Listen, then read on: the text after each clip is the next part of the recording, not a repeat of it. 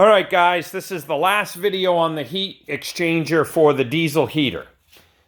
I removed it from the system, and it wasn't for any reason other than I run my heater on low 97% of the time, which burning diesel on a low setting is going to have a high buildup of, the carbon soot.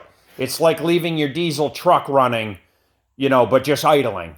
So the heat exchanger, although it did not completely clog up, it was to a point where I had to remove it and clean it with compressed air, get all the soot out of it, and then I could fire the heater back up. But as soon as I ran it on low, it was about 2 days where the heater started to run funky.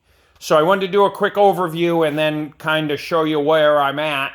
And I'm still satisfied with the heater, but the heat exchanger did not benefit me. This heat exchanger would be ideal for someone that runs the heater on high all the time.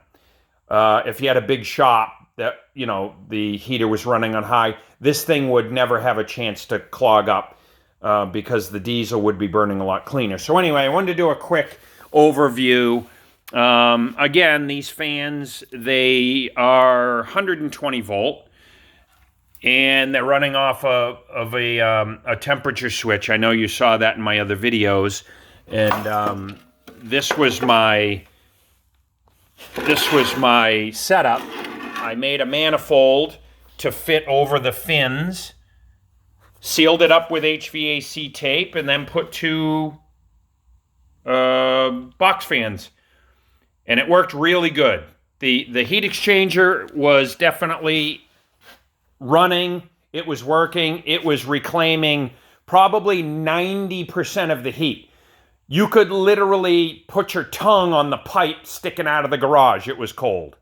The problem, though, is that this was working so efficiently that it was turning the heat into condensation, and that was becoming a problem, which is where on the bottom I had to drill a hole and put a plug in it so I could drain the condensation once in a while.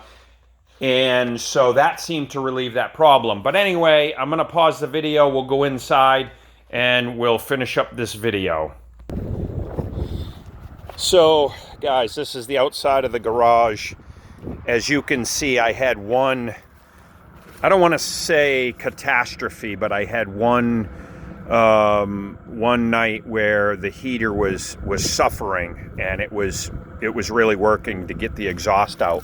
So it was literally splattering water, dark sooty water. So I got the problem taken care of. But anyway, my intake and exhaust are, outside the building, as most people put it. But as you can see, this is the precious cargo that I'm keeping warm. Right, kids? We have nine golden retrievers in here. And my heater, as you remember from the video, the heat is coming out of there. It's being sucked in there. And this was the setup. If you remember correctly, I had the intercooler was literally hanging right here. And I had the exhaust come over, it went in this side, went through the fins, and then exited out there. But I've gone back to just a straight exhaust pipe, and then the only other thing I had to do was relocate the power supply because it used to hang here, and this is a little close to the exhaust. So I moved that so it wouldn't melt. But again, the modification was good. It worked, but in my particular case, I'm only heating a 10 by 18 very well insulated room.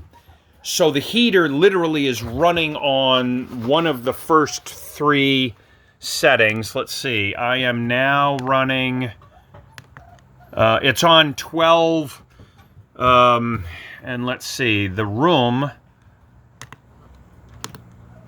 is at 21 degrees Celsius. The heater is set at 12. So I think it goes down to 10, right? Yeah, so 10 is the lowest. I set it on 12, and this room literally stays at 72 degrees. These puppies love it. Right, guys and girls? Everybody loves the heater I built for you. They got a nice, cozy little place to sleep out of the elements. There's 2 windows in here, which are triple insulated with plexiglass. And I've got if we have a summer litter, then I have a built-in AC. But this little corner fan blows the air down to their area and keeps everything warm. So anyway, and I had placed the the controller far enough away from the heater, and running it works fantastic from this distance. So anyway, guys, that is the conclusion of my diesel heater install. Now, it's been 2 weeks since I removed the heat exchanger, and this heater has been running on, I'd say we'll call it level 3, because it's 10, 11, 12 degrees. So level 10 being 1, 2, and level 3. It has literally been clicking away on low for 2 weeks straight now, and I continually check the inside of the exhaust pipe from the outside, and there's not one little ounce of carbon buildup. And of course, you know, this pipe is hot, so I just tell my wife when she parks her car here, make sure she doesn't touch the pipe. But it's just nice to be able to run this diesel heater on low and not have to worry about it suffocating from soot buildup. And again, that heat exchanger would run beautifully for someone that had this heater set on high all the time, because the extra hot air would not allow it to build up the soot. And I had to take the furnace up, the burn chamber apart. I did do a new glow plug. I didn't need a new glow plug. I just put it in because the other one was sooted up and I needed to clean it. So anyway, I cleaned everything out, and it's been running beautiful. So now I realize, after all the fine tuning, that these diesel heaters are pretty kick-ass. I'm not going to lie. But each individual application presents a different problem or a different challenge.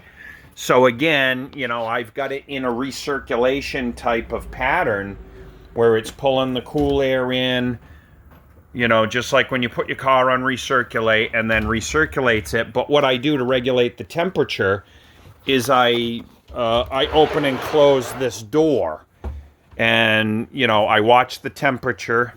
We can monitor the temperature from a camera. Midnight I can check and make sure everything is good. Between me and my wife, we are like the constables that are constantly checking on the safety of these little vicious piranha wrapped in fur. So anyway, guys, I hope this helps. I know I got a bunch of ideas from people online, and it was great. But again, the heat exchanger thing just doesn't work for this application. So if you think that the heater's going to be running on low, then it's not worth. Not to mention, by the way, now after 2 solid months of running this heater, on low, I am burning through 1 tank, which is a little over a gallon, in about 30 hours. So it's literally just less than a gallon a day to keep this room nice and warm and comfortable for these puppies. So anyway, again, the diesel heater is excellent. The heat exchanger just didn't work for my purpose, so I'll clean it out and throw it on the shelf in storage, and maybe use it with the backup heater in a different application. Okay, guys, I think the puppies want to all say goodbye. Say bye, everybody.